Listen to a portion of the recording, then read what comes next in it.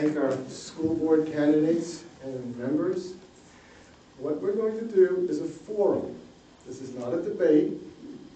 We'll have 5-minute speeches followed by 3-minute question period. I have a list of very difficult questions here. So if any of our members out there are wondering if we're going to ask the tough questions, yes, we are. We're going to take the candidates and the members in the order they appear on the ballot. And so without further ado, I'd like to invite Frank Hernandez, candidate for School Board District 2, to step up.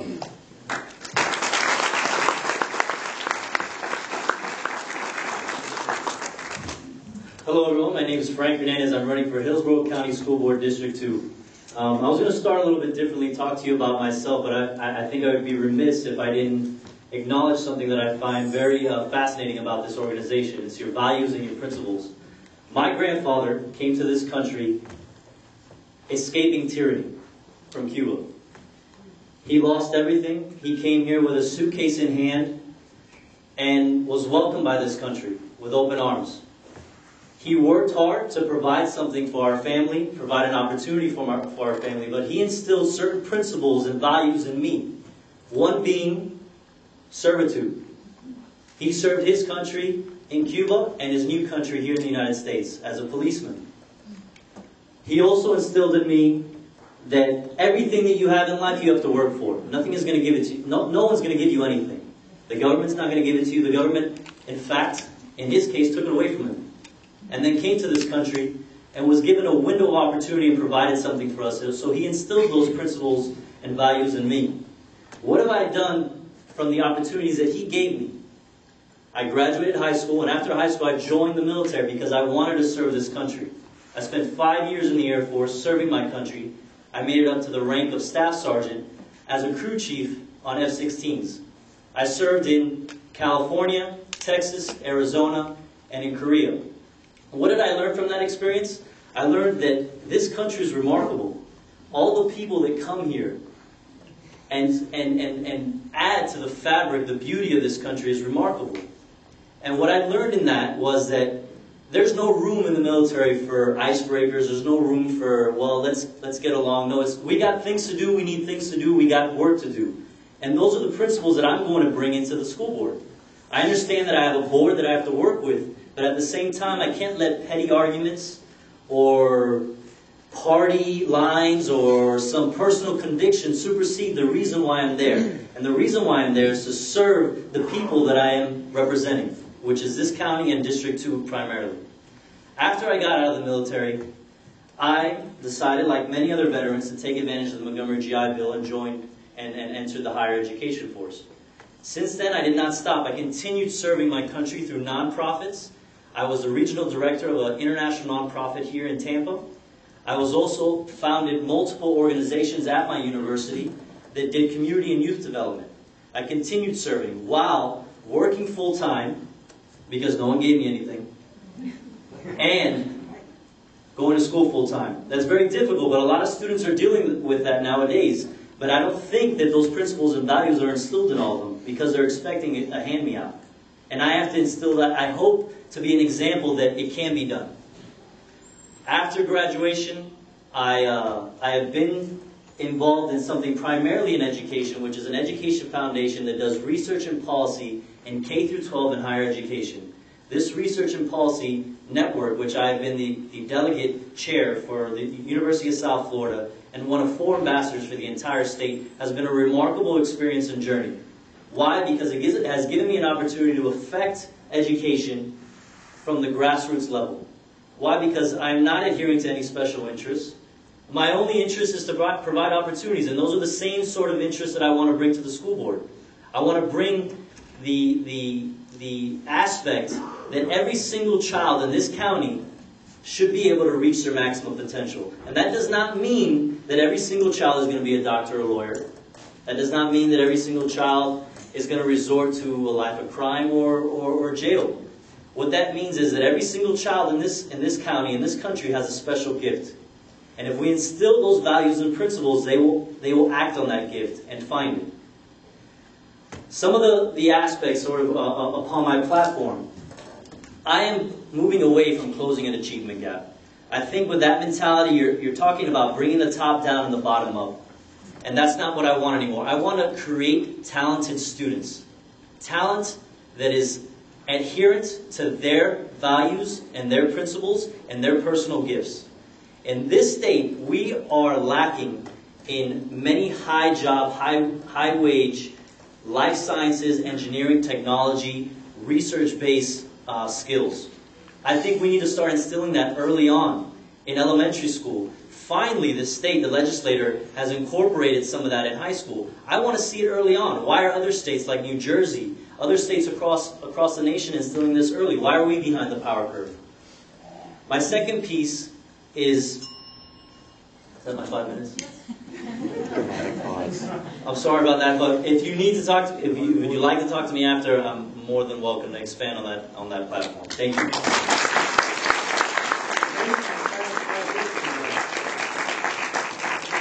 The first tough question, a little background. Hillsborough received a $2.4 million grant from the Gates Foundation for a pilot accelerator program, 2007 and 8, going to 4 high schools.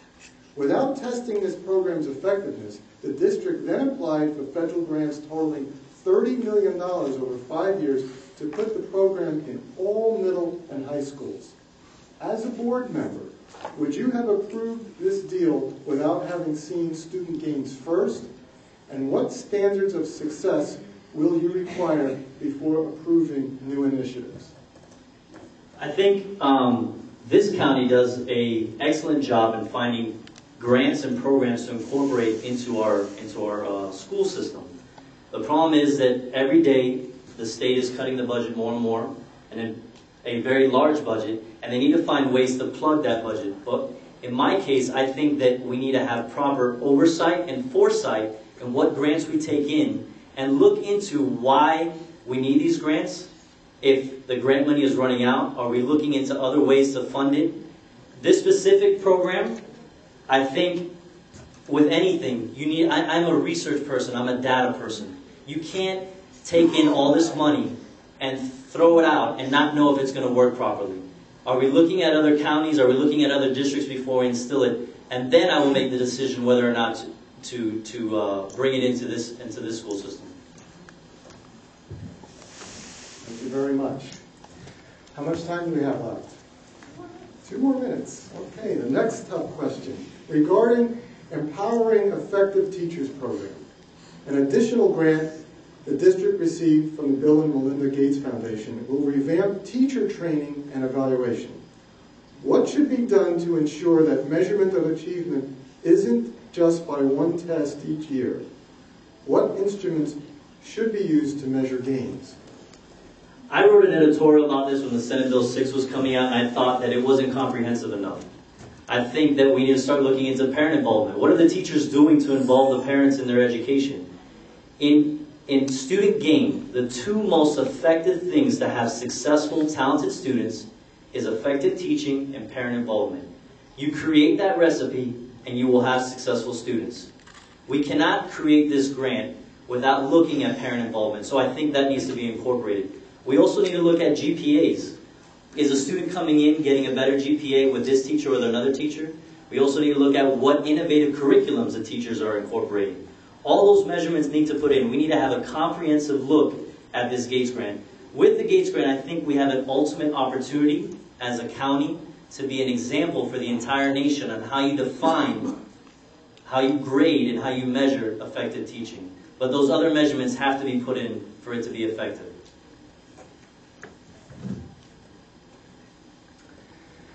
What will happen to the programs when the Empowering Effective Teachers grant money is gone? Well, that's exactly what I talked about with incorporating grants. Is there a foresight? We have 7 years to make this work. Now, are we looking into incorporating, or are we just going to wait until the last year, 2 years for it to run out, and then the program falls on its face? I think we're seeing the beginnings of it, but as a school board member, I would highly, highly recommend that we have proper foresight and ensure that if the grant is working, that we keep it and it doesn't get absorbed into the budget and keep on inflating the budget as it is. Thank you very much. That was school board candidate for District 2, Frank Hernandez.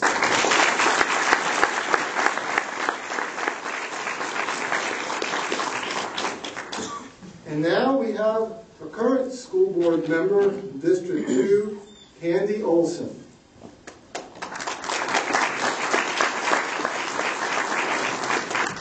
Thank you.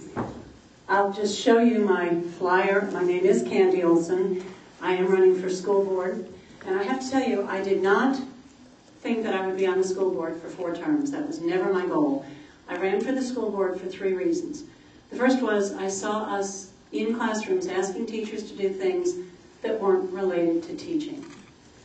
And I felt like if we could just give teachers time to teach their children, we would see a tremendous gain and improvement in achievement.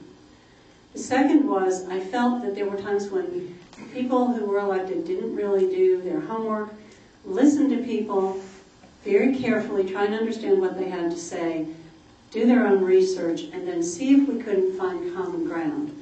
So I ran to try and do that. I also felt that public officials should be very clear on what they do believe and why. I've been flattered to be asked to run for many other offices. It is a flattering thing, it is an honor, but I really felt the Lord put me on this earth to serve children. If you look at my flyer, you'll see I've been involved in a lot of organizations around child welfare. So here I am now saying to a group that I know feels the same way I do, which is that a lot of people who've been in office a long time are kind of disconnected, that I hope you'll return me to the school board. I still believe that we need to support our teachers, and we need to do that using this $100 million Gates grant. A lot of the money that comes is front-end loaded. It is money that we have to spend one time and then won't need to spend again. But what this does is allow us to say to a teacher all the way through the year, either you're doing a great job, keep on, here's how to fine-tune, or you're not cutting it and you can't stay unless you get better. And it will give us a granular, transparent way to show teachers that they're not making the grade and to show them that they need to find another career. That sounds harsh, but children don't have very many chances to do what we want them to do. I agree with my opponent that there are 2 keys. One is very capable teachers, and most of our teachers are. The other is that children have to have a reason to stay in school. That can be a parent who says you will go to school or you will not do whatever it is you want. It can also be the arts, sports, a club, some organization. I remember when one of my children was in school, one of the little boys couldn't behave, but he really wanted to be in chess club. And when the chess coach said you can't be in the club unless you can behave, his behavior problems disappeared. So we need to have those things in partnership with the community that keep students engaged. I think it's awfully important to recognize that we in this country, we are unique. We all know that. You know, people, even the critics of this country, don't want to go somewhere else. We are doing something really ambitious. We are trying to get every child through high school literate, numerate, and civically literate. India just this year passed a law saying 6 to 14-year-olds should have access to school. So we're comparing our children to other countries that don't give all children the same opportunity. That means we have to do it better. Oh, well, we've done lots of things better. I think we can continue to do better. The Gates Grant measures teachers on 3 things. One is student growth, and that is going to be discussed and decided among teachers and experts. That's some of the money. We have to figure out what works in this county with our teachers. And it's different for a first grade teacher, a teacher who teaches children with special needs, a high school science teacher. Those are all in the process of being worked out, and we'll do a few of them the following year. Another third is evaluation by a peer. You may have kids who just aren't learning very well, even though you're a great teacher. So that peer piece needs to be in there so you don't get penalized because you're doing a great job, but your kids aren't moving as fast because they just come in with some deficits. And the third piece is the principal, and that takes into account how you interact with parents, students, and all those pieces. Eventually, everybody in the school district will be evaluated on those pieces. And that means that you'll know who is a great teacher, and it'll be pretty straightforward. And as one of the teachers on the committee said, we're telling you all the way through the year. I think this is very exciting. I would like to continue on the board to really make this Empowering Effective Teachers grant work well for our teachers and our students and our community. And to be sure that as we're doing this, we don't lose sight of the need to engage children by making sure their parents or other adults are involved and by making sure that they have things that interest them. Thank you. Boy, that was close.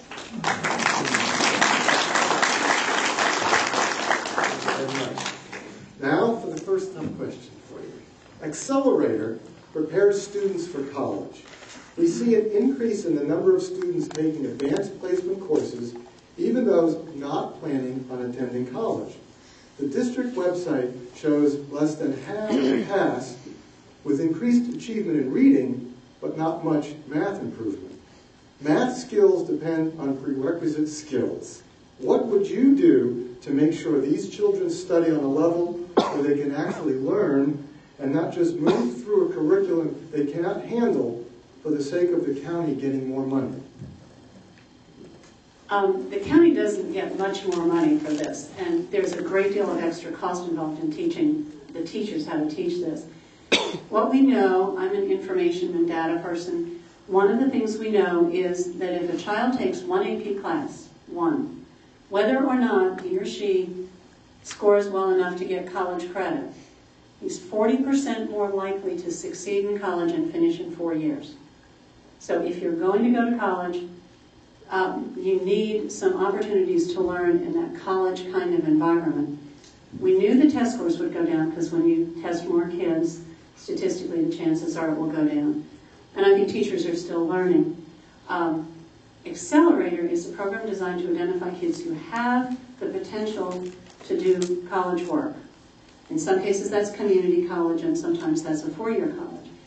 Teach them some study skills and then move them. I have watched this program. I went to Middleton High School, which was the poster child for failure, between the FCAT test and spring break to see what happens when you use these programs. And I have to tell you, I expected kids to be practically sleeping. They were engaged, they were discussing, the teacher was functioning more as a coach, and it was extraordinary how much learning was going on. It's not traditional, it makes some teachers uncomfortable because it is teaching different material, but it is working for a lot of our students. So I think it's important. It is a dramatic change from the way we used to do AP exams. And one more tough question. Parents want to know how to affect changes in curriculum. Their kids have to watch An Inconvenient Truth and other liberal propaganda. Parents want to know your opinion on what standards you have for curriculum choices.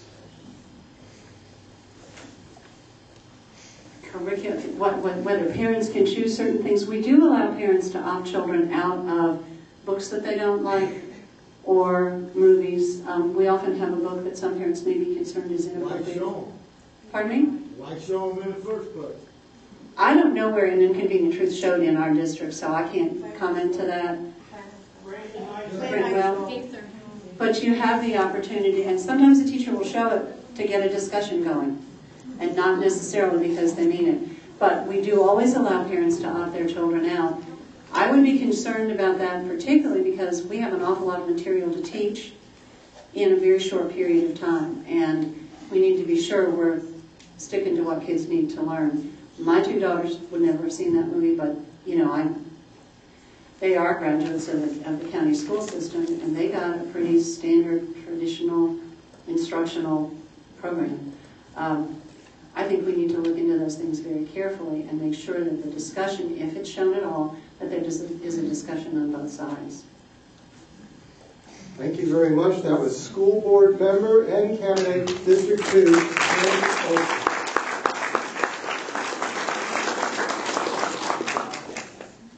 Now moving on to District 4,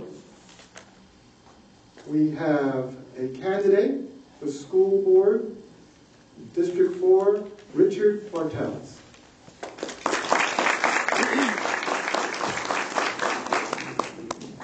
Good evening, ladies and gentlemen. For 38 years, I've served this community as an educator in the Hillsborough County School District. The last 9 years of my career, I served as a high school principal. My vision, and I believe that all public servants, regardless of the position, need to have a vision of what they want to see occur during their tenure in office. I believe that the school district must provide each child with the opportunity to acquire an education that will allow them to lead a life of challenge, accomplishment, and fulfillment. I believe that we're all in agreement on that point. The core values that I believe in are the core values that I use to run 2 high schools in this district. Total commitment to academic excellence. I am a strong advocate of art and music and ROTC. I have a proven track record of being a strong, decisive educational leader with a vision for excellence in the schools. That statement was taken from the SACS accreditation report from the Southern Association of Colleges and Schools in 2006, commending me for my leadership at Freedom High School. ROTC, I believe, is an effective co-curricular activity in which most of our high schools, if not all of them, now have an ROTC unit. When I was at Bloomingdale High School in the early 90s, we were instrumental in securing the first Air Force ROTC unit. When I became the principal at King High School, I brought Naval ROTC to King High School within 1 year of my assuming the principalship. And on the day the Freedom High School opened in 2002, because of my working ability with the U.S. Navy, I was able to acquire a Naval ROTC unit for Freedom High School. It's virtually unheard of for a senior high school to have an ROTC unit on the first day that the school opens. I believe that much has been said about the Gates Grant. The key to that is going to be the support that we give our teachers, but a crucial ingredient that cannot be overlooked is backing the administrators and the teachers with strong, effective discipline. It's exactly what I did when I took over King High School in 1999. On the day that I became principal, King High School had an abysmal attendance record of 87%. 1,000 days later, as I left to become the charter principal at Freedom, our daily attendance stood at 93%. Approximately 90 students were given other educational opportunities. They were no longer students at King High School because they would not adhere to the student code of conduct. The curriculum was overhauled. Courses were added both for the college prep and the vocational students. We enhanced the learning opportunities for our students. On the day that I became principal, King High School was a C school. On the day that I left, it was an A school. In fact, to date, I am the only senior high school principal in the history of the school district to lead 2 schools to an A ranking. Both of my schools were nationally ranked by Newsweek magazine, King High School being ranked in the top 100 schools back in 2000. I believe in accountability for all employees. We talk a great deal about accountability for teachers. Accountability is important for the administrators, for the district level administrators, and certainly for the 7 people who comprise our school board. Good employees do not shy away from being held accountable for their performance. They welcome it. To borrow a phrase from Ronald Reagan during the Cold War, when we were talking about nuclear disarmament, Reagan talked in terms of trust but verify when it dealt with the Russians. That's an old Russian proverb. I believe that with a $3 billion budget, which will impact 1 million people in this county and directly affect the lives of 190,000 youngsters, it's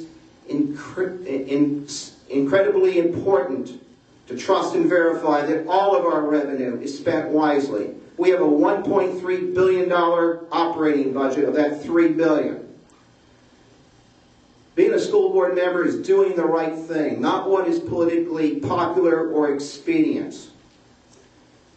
As I mentioned during my career, I've enjoyed great success as a curriculum and instructional leader in 2 high schools. I taught 14 years. I have a BA and an MA in American history. In 2006, I was selected by the Hillsborough County Council of PTSAs as the Senior High Principal of the Year, and I welcome your support. Thank you.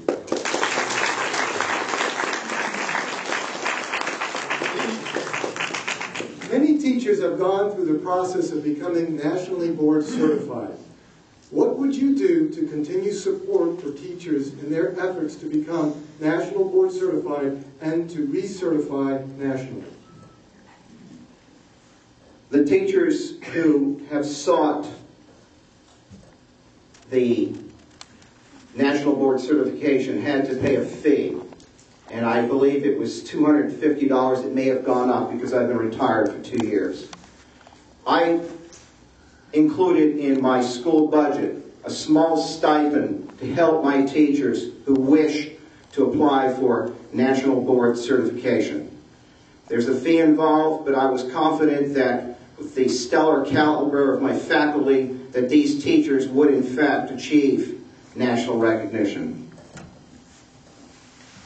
Considering value as outcome related, how do Hillsborough Public Schools compare with the average private K-12 school, and what can you do to improve it?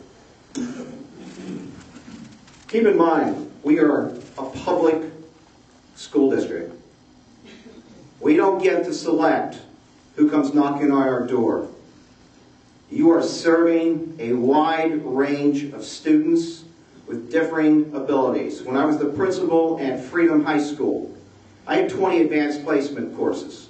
But I also had kids who were severely and profoundly handicapped, kids who spent their day in a wheelchair, some of whom had feeding tubes and had a one-on-one aid. And the range that you would see in a public school is not too often the case in a private school. When you have a homogeneous group of students, then you probably have set up your curriculum to meet the needs of those students. When you have a public high school of 2,000 to 3,000 youngsters, you have a broad array of programs in place to handle the needs of a diverse population. Now, as candidate for School Board District 4, Richard Martellus. Thank you very much.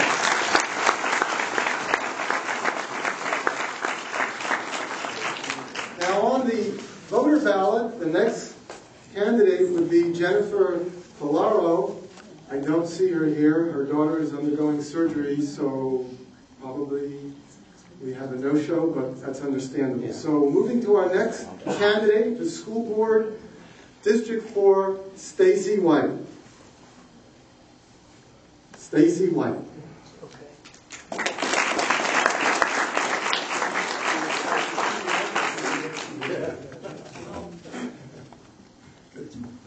Good evening, everyone. How are you? Great.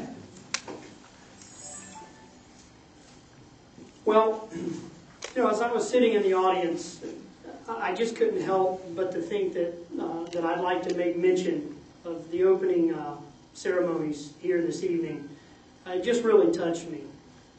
First, I'd like to say that I'm proudly endorsed by the Fraternal Order of Police District 3 lodges, excuse me.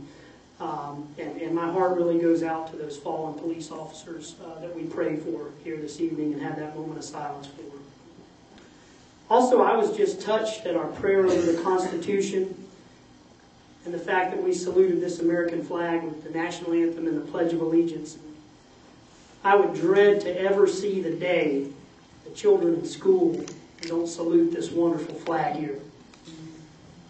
Now, I'm here to tell you a little bit about me. My name is Stacy White. I'm a local pharmacist.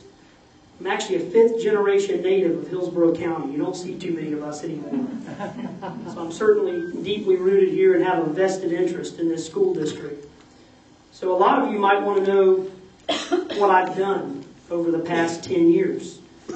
Well, I think based on your 9 principles and 12 values, you'll like very much what I've done the past 10 years, which has been to be a dedicated husband to my wife of 14 years, and be an engaged father in rearing my 3 young children, who are now all 3 in the Hillsborough County School District. I've also laid the foundation for my career and gotten it off on the right foot. So now that I feel that I'm ready to emerge as a leader and represent each of you here tonight. With my background with the excellent educational foundation that I received here in the Hillsborough County School District, that allowed me to go off to the University of Florida, attend pharmacy school, and the fact that I understand the value of an education, those are some of the things that drive me to want to sit on this school board.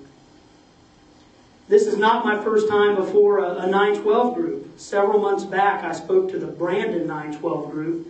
I've been a candidate for about 10 months now. I'm running a grassroots effort. I got out there early, and I'm trying to get out there and meet folks like you each and every day, each and every week on the campaign trail. I want to tell you, I felt right at home before that Brandon 912 group. Your 9 principles and 12 values are very much in line with my core values as a person. I know I only have 5 minutes, probably only about 3 remaining, so I just want to tell you a few things about myself. I know from talking to the Brandon 912 group that you don't want a candidate to stand up here and tell you that they single-handedly have all the answers to the issues. I know that I have a lot to learn on the school board, but what I would vow to do is bring a fresh set of eyes to the board and just be a leader amongst the citizens, amongst all of you.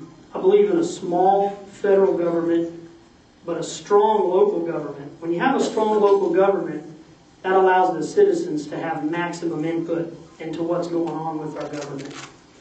And that's what I simply want to do, is just be that leader that just represents each and every one of you. I don't see myself as an ivory tower leader that's disengaged and loses touch with what's going on in the community.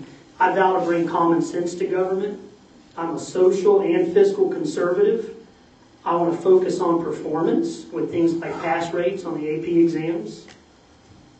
I want to make sure that those students that wish to go to college are college ready, but that students continue to have access to career and technical education programs. In other words, I want to make sure that we have a balanced curriculum in our district. And finally, as a school board member, I'd like to foster an environment where teachers can be effective, treated fairly, and also held accountable. I want to work together with you as the community and not operate in a vacuum. At this point, I'd like to thank you for your time. I'd like you to take a look at StacyWhiteForSchoolBoard.com. I have some cards in the back on the table if you'd like to grab one of those and take a look at my website to learn a little bit more about me. And I urge you to please not leave that school board box blank on your ballot. If you live in District 4, which is roughly east of 301, I urge you to get out there and vote for Stacy White for the District 4 seat, and early voting starts August 9th. Thank you for your time.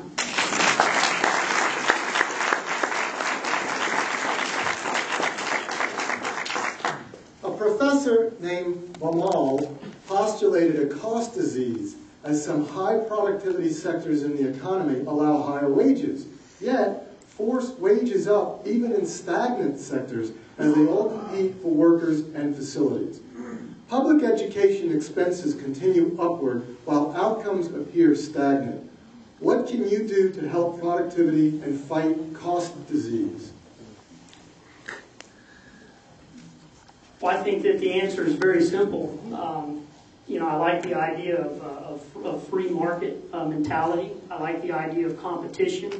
I think that we already have some things present that would make that competition, that would have competition with the public school system. Charter schools would be an example. Certainly the public school district must continue to compete with private schools. So I think if we just continue to explore ideas like that, school choice is certainly another situation that we can think about that would increase that competition and make teachers strive, to bring up that performance with the students.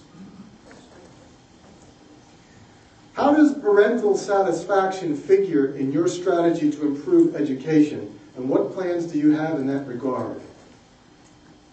I'm glad that I got asked that question because I talk about this a lot. We like to talk about, the teacher when it comes to educating our children. Obviously, the teacher plays a tremendous role and educating our children. I salute teachers. My hat goes off to them. They probably have one of the most difficult jobs out there. I'm sure we would all agree with that. But one thing that we've got to realize is that it all starts in the home.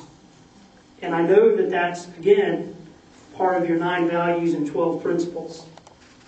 Okay, we as a country, and I'm getting off track and getting away from school board specific things here, but we as a country have gotten off track. I don't feel that we have the parenting in the home that we once did. Children need that guidance, discipline, and the drive that's provided to them by their parents. So I think that parental satisfaction should play a tremendous role in our school district. No school has ever risen above the level of its principal, so I think it's very simple. We have the student that we're expected to perform. That student needs to be driven and given guidance and discipline in the home. Parents can feed back to the teacher and the principal. And let's let that be the primary system of how our schools are run, and leave less to bureaucrats up above the level of that school. That was Stacy White, candidate for school board District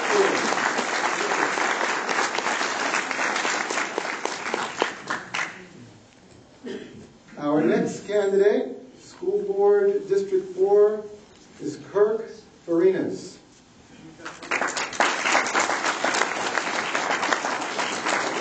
Thank you. I'm Kirk Farinas, and he actually got my name right, which is pretty surprising because nobody ever gets it right the first time, it seems, but he practiced, I guess, and got it right, so I'm impressed.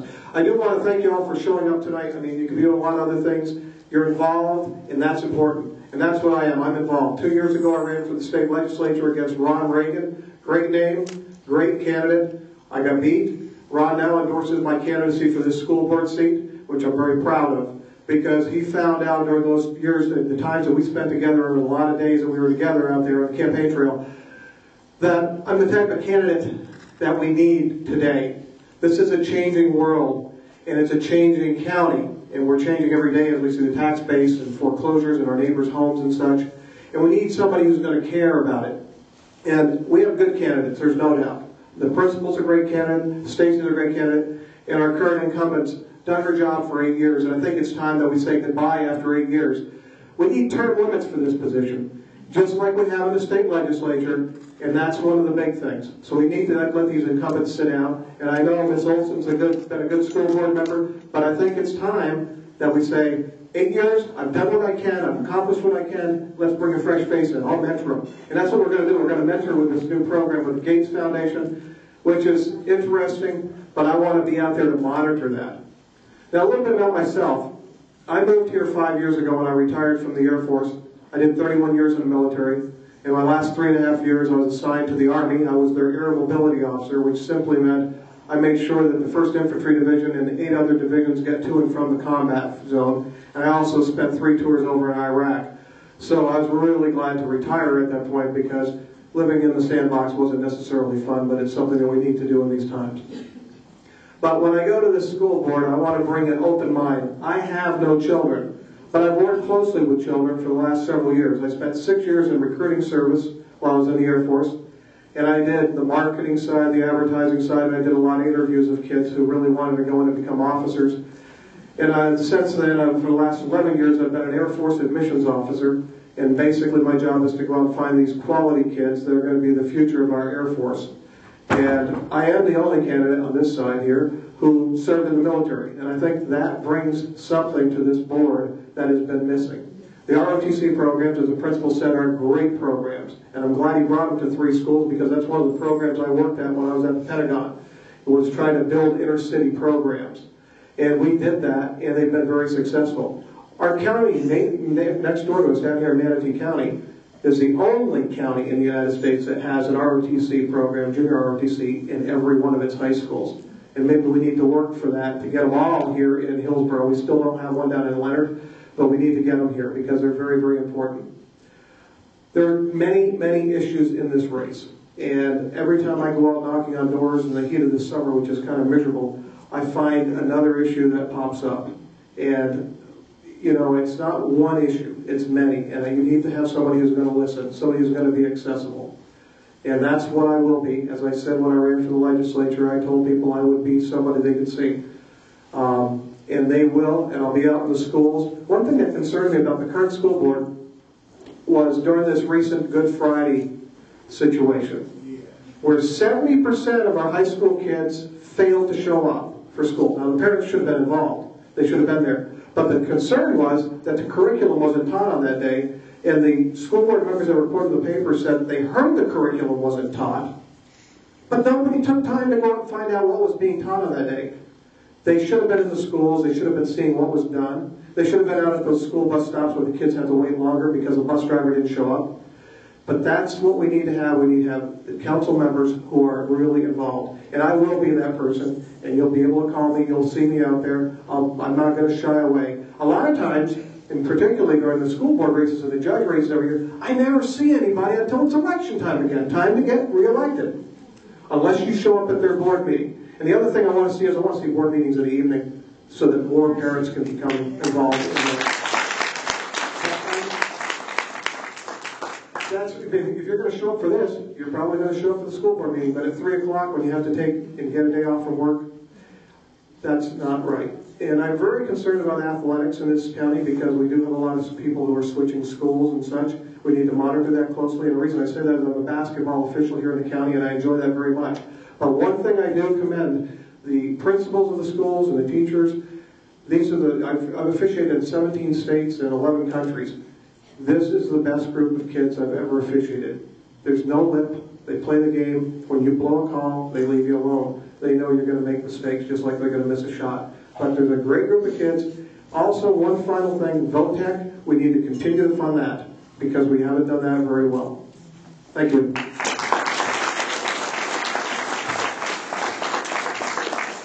Many parents think the United States Department of Education overstepped its bounds last September when the Secretary of Education bypassed local school boards and appealed directly to the principals to watch President Obama's address to the kids and the lesson plan that included asking high school students to write an essay on, quote, how they can help President Obama get his agenda passed. Many parents think these actions circumvented the local school boards and put the principals in an awkward position. What do you think of that situation, and how would you respond if this happens in the future? Well, that was pretty upsetting to me. Last night I was at a meeting where the people were talking about the children now being taught how to sing Obama songs. Now, I don't have a problem with it being Obama songs, but we didn't do it for other presidents, and we shouldn't be doing it again. Now, was it an educational lesson? Possibly. But the way this is coming about, it was wrong, and I think as a school board member, I would have done everything I could have to fight against that and encourage the fact that we didn't do that.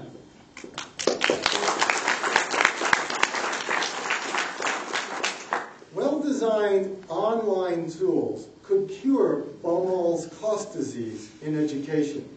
What steps have been done in this regard, and how would you further this approach to improve productivity?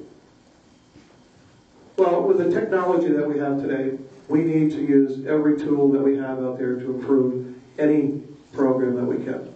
And if the tools are out there, we need to be using them, and that's what we need to do, is use every tool out there and do it the best we can.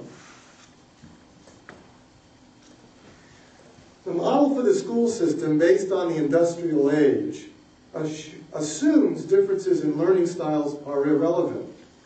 Everyone has to master the same curriculum, so they do it all together. We have long ago run against the limits of that strategy. What can you do to update productivity for the benefit of the individual students?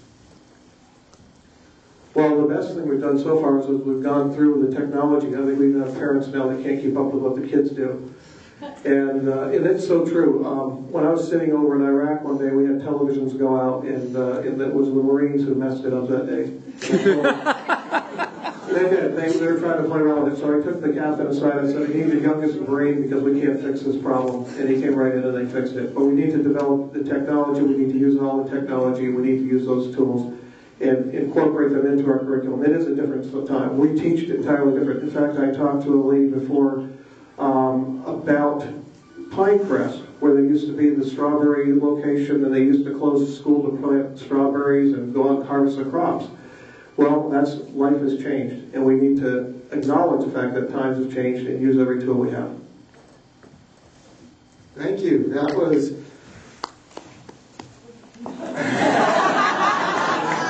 Kirk Farinas, School Board District 4 candidate.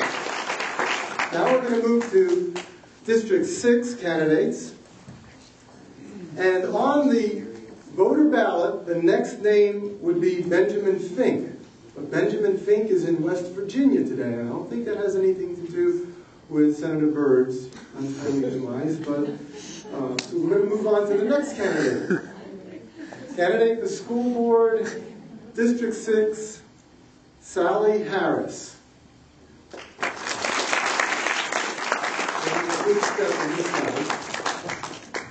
I was prepared.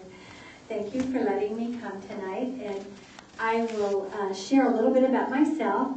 I have never encountered anything as such as running for school board, and it is a new challenge for me. But one thing that I can tell you about myself is that I am a change engine. I love change. I always say I'm a forward thinker, and I really like to see things like that happen. I have some flyers in the back, which I'm hoping that you'll pick up and look at my website. But I want to tell you a little bit about myself so you'll understand why I feel so excited to have the opportunity to run for school board. I am a parent. I am a PTA volunteer, and I mean volunteer. I have thousands of volunteer hours in the school system. I was a school teacher. I was an occupational specialist, which is a career counselor, and I worked in the middle schools and high schools. And during that time, my job was the challenge to keep kids in school. And I worked a lot with those children who had the dropout rates and who needed to be turned on to school. And what I learned early on kind of goes with that question that you were just asked to answer, and that how important our learning styles are. That we need to reach each child through their ability of learning and how they learn. If you're an auditory learner, you need to be taught in auditory ways and be given many opportunities to enhance the ways of learning you don't have. So those are some of the things that I loved and am very passionate about, learning styles and how to teach the children. And I would like to bring that to the school board very well. Another thing that I have done is I opened my own business. And during that time, I've run a business. It's called Circle C Ranch, and it's a preschool. And we, in that, also opened a nonprofit for special needs children. So parallel with my time in the school system and running the business, I really had passion for understanding the way that students learn. And I really feel that I'm real good at that now because I know even early on, we started age 1. So we identify the problems and the children who are going to have learning difficulties, and we help them get the right kind of mainstreaming early on so that when they go into kindergarten, they are ready and prepared for learning. Just this summer, we have 6 BPK classes going on at the center. I have been on the South Tampa Chamber. I've been with Leadership Hillsborough. I'm a volunteer queen. I've done a lot of volunteer work. And in that, I have learned to be compassionate for vision, be a change engine to make things happen. And I'm a really good listener, but one of my best talents is a mediator. I am able to mediate tough situations. I don't have all the answers. I'll never stand here and tell you that I know the answer, but I certainly know how to either find the answer or find the people who can help with the answer.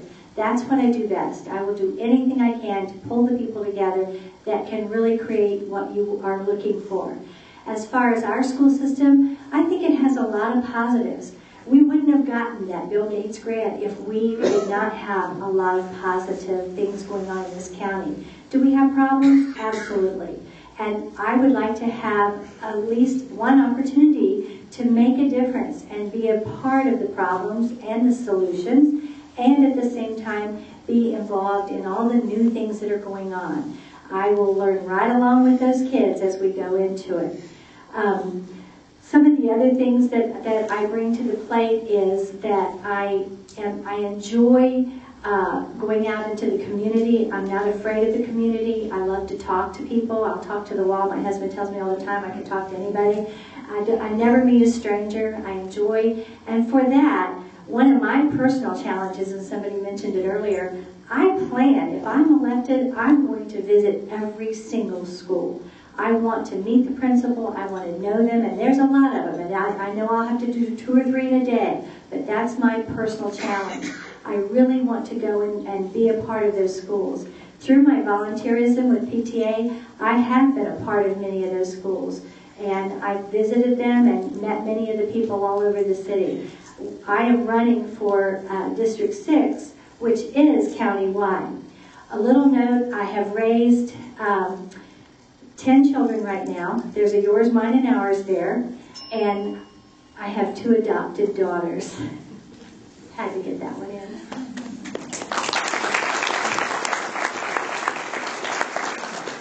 Education research shows that 10 additional instruction days have a bigger positive effect on educational outcomes than either a smaller class size, repeating a grade, or even a better teacher.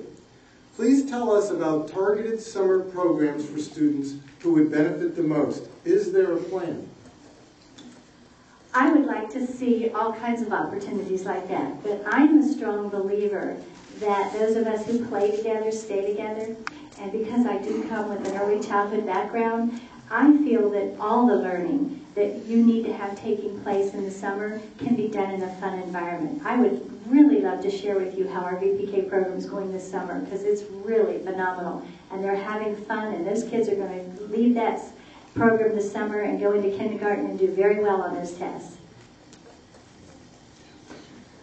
Research shows the number of disruptive students to a greater degree than a large class size was a barrier to effective teaching. Studies show teachers are willing to receive lower compensation if they know they won't have to battle with disruptive students. How would you propose to manage discipline compared to what currently occurs? I'm very glad I got this question.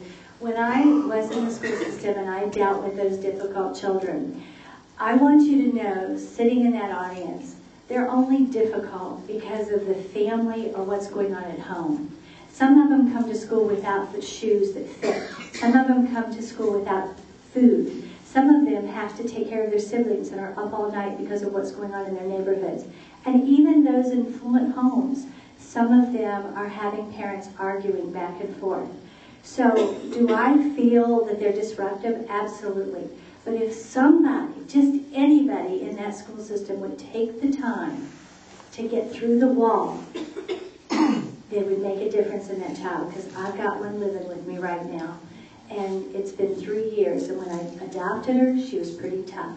But I can tell you she's pretty good right now, 3 years later. Thank you. That was Sally Harris.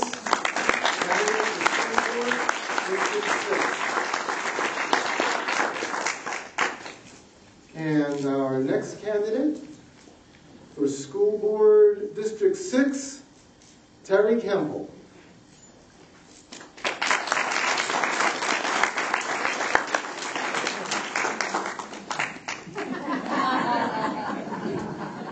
This isn't entirely self-serving. I want to talk a little bit about you before I talk about me. First of all, you are to be commended for being here tonight, because there are so many people who don't care, who don't know about what's going on in the school board, and that's the reason that we have some of the difficulties that we have, because people don't care. So thank you for being here. I also want to thank the 912 group for the 9 principles and 12 values, because those are the 9 principles and the 12 values upon which America was founded. And the fact is, the reason that we have many of the difficulties that we have in America today, not just in the schools, but throughout our culture, is because we've strayed away from those 9 principles and 12 values. So again, in both areas you're to be commended. Now, I'm just going to tell you something real quick, in case you don't know. This is a yard sign. This is a piece of campaign literature. This is a bumper sticker. Now, the reason I'm saying this isn't, again, self-serving. Here's the deal. You can sit here and listen to all of this stuff, and you can mark up a straw ballot in here. But you know what? In the school district, that doesn't make one iota of difference. What's going to make a difference is if you say, gee, I like what he said, or I like what she said, or I like what he said, and I'm going to put that yard sign in my yard, and I'm going to go out on Saturday mornings with him, and I'm going to talk to people, and I'm going to hand out his literature, and I'm going to put this bumper sticker on my bumper, because each one of these, statistically, depending on who you listen to, is worth 7 to 11 votes. So that means for this race, for a countywide race, it takes, it will take probably 60,000 votes to win it if it was a majority, but every one of these gives that opportunity for somebody to win the race. So I'm going to encourage you, don't just sit here, listen, say, oh, he sounded nice, but when you get up, make a decision to do something. Now, if you choose to do something with me, and I would love that, I'm running countywide, so anybody in the room who's a Hillsborough County voter could help me with my campaign. You can certainly vote for me whether you help me with my campaign or not. Out in the hallway at one of the tables, I have some of this, bumper stickers, campaign literature, and yard signs. I'd love for you to take it home with you. My name is Terry Kemple, and I am a candidate for Hillsborough County School Board District 6. I've been active in the community for 15 years, advocating for children and families. For the last 10 years, doing it as a community service. I was in business for 40 years. The last 15 years of my business career, I owned my own small business in software. I was in the computer industry.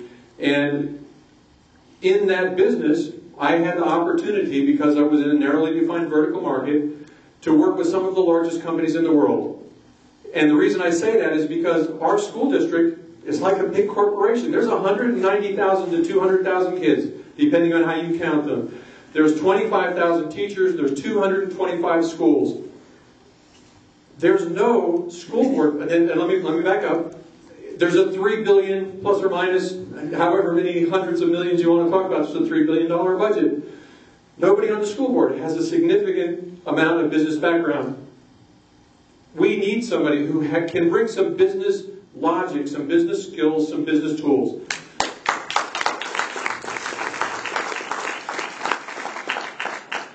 When I left the business community, I went to work as an executive director for Christian Coalition of Florida.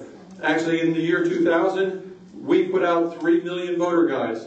If you remember, 2000 was the year that George Bush got elected the first time by 537 votes, depending on whose count you use. So if you look at that, 3 million voter guides and 537 votes, I could say, I got George Bush elected. Now, if you like him, that's great. If you don't like him, I'm sorry, but that's the way to happen. And that's a little bit of a joke, but there was a mention made about Good Friday. I have continued in that vein here in our community.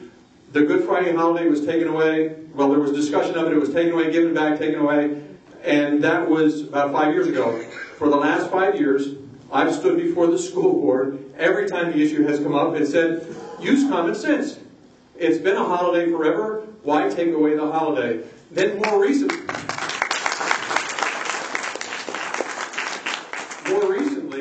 when we actually saw the result in 2008, 58% of the kids didn't come to school. 2010, 42% of the kids didn't come to school.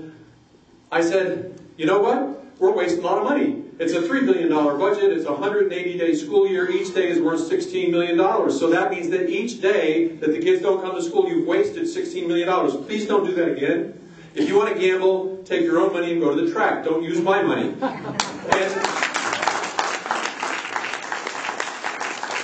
And I will say 14 Mrs. Olson voted in favor of putting Good Friday back on the holiday on the calendar as a holiday. I'll also tell you that in 2008, when we were, I guess I won't.